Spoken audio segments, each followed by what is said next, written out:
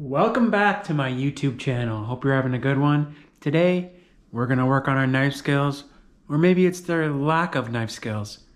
And we're gonna make my favorite summer fresh rolls. We're starting out, this is a great way to either get your kids involved in dinner or to use up a bunch of stuff that you're worried is gonna go bad soon. So for us, we're going away on our baby moon, which is when this is gonna be posted. So I'm just trying to use up, some carrots, cucumber, basil, or any herbs we have. So I always like this is a good way to use it, and it's really easy because there's, outside of the tofu, which you don't even have to cook, very minimal prep. I mean, very minimal cooking. The prep can be kind of heavy on this one.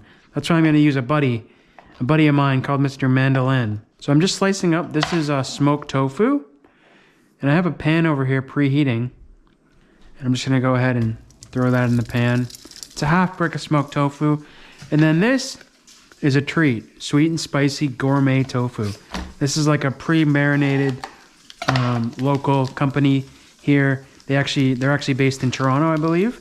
So they have lots of different ones. This is their sweet and spicy. But if you can't find this, just go for plain old smoked tofu or just normal tofu, a little bit of soy sauce, maple syrup, and smoked paprika will do wonders. Again, this is the brand. They're called Ying Ying Soy Food. So I'm just going to let that kind of cook out in the pan here. I'm just kind of looking to warm things through. You don't really want to get things too hot because we're going to be like kind of letting this cool down as we assemble the rice paper wraps. So if it's too hot, you'll burn your hands. All right, we're just gonna let that vibe out on the side while we prep these carrots here. Carrots are great because I just think personally, if they're kept in the carrot bag, they last forever in the fridge. Something about that bag, I don't know what it does. I'm just gonna peel these. All right, so I got my carrots peeled. You can either cut these in half after you mandolin them or before. I'm gonna do them before. You want everything to be about the same size as your rice paper rolls. These are the rice paper wraps that we normally buy, these circle ones, but I also have these square ones here. It's an open package, so I'm just gonna use up these and then we'll switch over to the circle ones. These are actually very easy to fold because of the shape. So if you're a beginner, never made a burrito in your life, go with these guys. So now we're gonna set up the slicing station just to save myself some time. I am a professional, but everyone likes to save time. And this is really the only kitchen gadget that I use. That and like a blender and a food processor. Everything else is done by hand. Oh, I have the wrong blade on here. That was cutting pretty nice ribbons there. This one has a cool teeth one. So it cuts matchsticks really easily. And you always want to make sure you're using the guard with the mandolin. And see, it has nice little matchsticks like that. And there's always going to be a little bit left over. You don't need to worry about kind of delicately sliding that through. Just eat it. Eat it as is. It's going to be fine. You don't need to cut your hand. No one needs to go to the emergency room tonight. All right, so I'm going to finish up these mandolins here. These carrots. And then I'll switch over to the cucumber. BRB. And I like to have a plate right here to put all my prep on. Just makes your life a little bit easier. Then you have room on your cutting board to do other stuff. You know what I mean? These ones are pretty plain Jane, these rolls tonight. But you could go crazy with it. You could go, you could put like beets in there. You could put like any like kind of raw veggies. You could put bell pepper would be nice. See, there's always a little bit, but don't worry. You're not gonna cut your hand today. The cucumber just glides through. The mandolin is great for those tougher vegetables like the carrots. That, I know maybe you might not have the sharpest knife in the world at home. So the mandolin is great for that.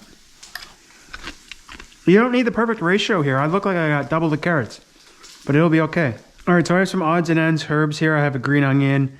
I'm just gonna trim these off. And then I also found a mango. I'm not sure if the mango is gonna be ripe enough, but we can check. I just like to cut that root off of the green onion and just, this one straggler is usually pretty dirty. Same with these like more sadder bits there. So just gonna trim this up and then we can get to slicing these green onions. I like to cut them on a bias, but everything's going in the same place. So it doesn't really matter. You just want to make sure everything is thinly sliced. That's why I like the mandolin, because it's uniform and precise. Most things in life I'm not too precise about, but you know, a big chunk of raw carrot is not the vibe. And you could put mint would be great here, cilantro, any fresh herb that you like. And I'm just gonna do like kind of a once over, just so we're not getting a big basil leaf. But one thing you don't want to do with basil is kind of like continually cut over things. That will just cause it to bruise really easily. And then it looks even worse than what it does on that plate. All right, so now we have the avocado here. Now these are small avocados. We're getting into that time of year, the winter months, where the avocados are just depressing to look at. So these, oh, not bad. And I'm gonna carefully try and remove the avocado from the skin. And that just makes it really easy to slice up. Take the pit out of the other ones. If you can't, like that's happening there, go ahead and quarter the avocado. Because the only time I've ever cut myself in a kitchen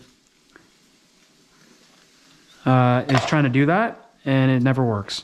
You always try and push harder than you need, and you cut yourself. And then I'm just gonna go ahead and slice this up. We're gonna get that on the plate, and we're almost ready. The tofu is looking nice.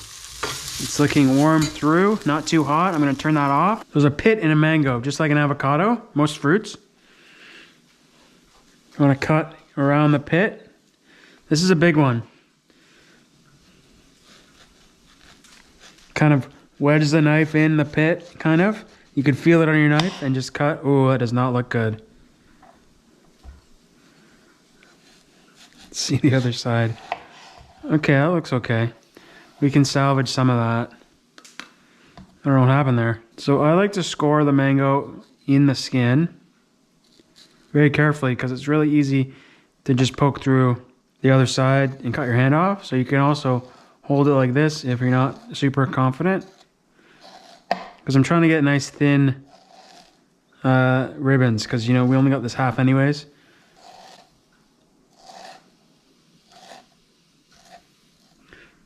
Then you can use the spoon if it's really ripe, which this one clearly isn't.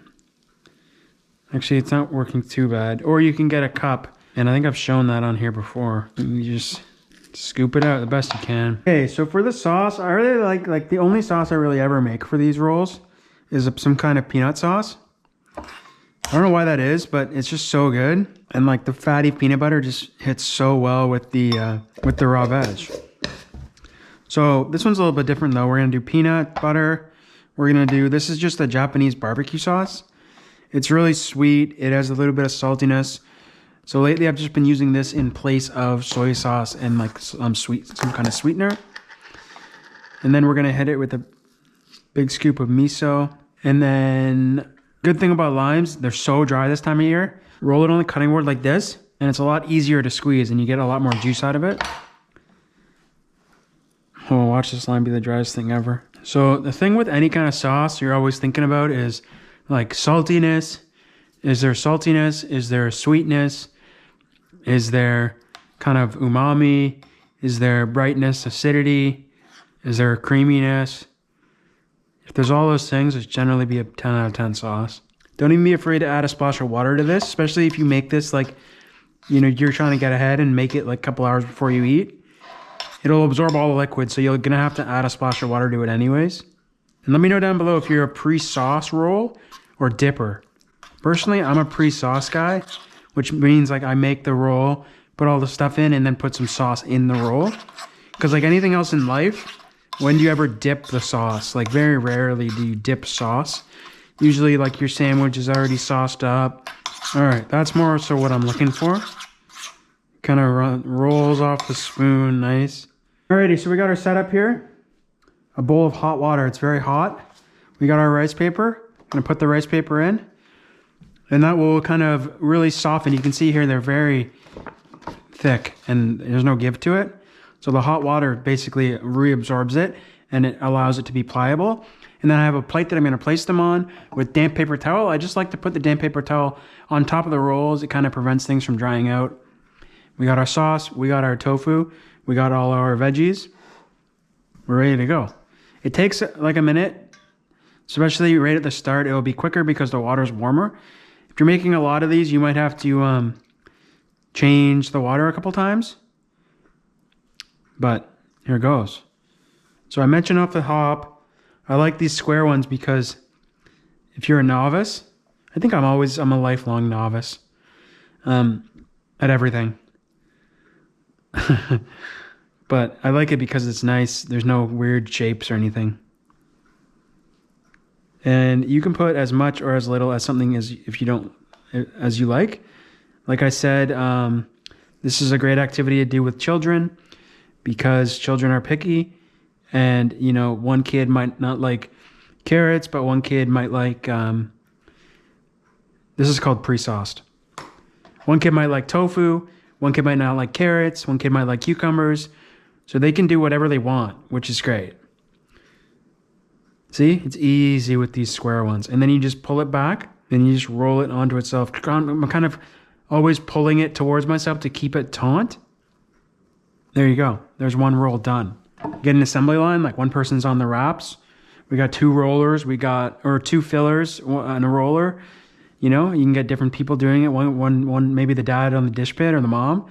And then you got the kids, you know, one kid in the hot water. This is kind of fun. It's kind of like Play-Doh kind of. You're like messing around, but you got to be careful because the water's hot. And again, trying to keep things center as possible. We like to do kind of like everything in it because we're like adults. You know, if you don't like that, then you only cut up what you like. Obviously, you live in your house, so you only buy things that you like. So there you go. You could also put like lettuce. Like I've been to Southeast Asia, and they put in these they put a lot of lettuce and different kind of greens. But then they also put like vermicelli noodles, like rice noodles.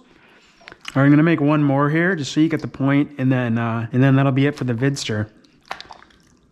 Hope you like this one. I'm gonna be rotating like this style of recipes, and then the style that I shoot with Andrea for my like fanboy TV show. Kind of rotating them bi-weekly. I'm not gonna sauce this one up because my wife doesn't like them pre-sauced. There you go.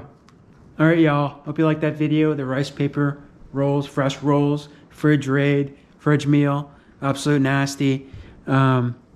Knife Skills 101. I hope you liked that one, and I hope you learned something, and I hope you had a fun time and you laughed a couple times. I'll catch you in the next one.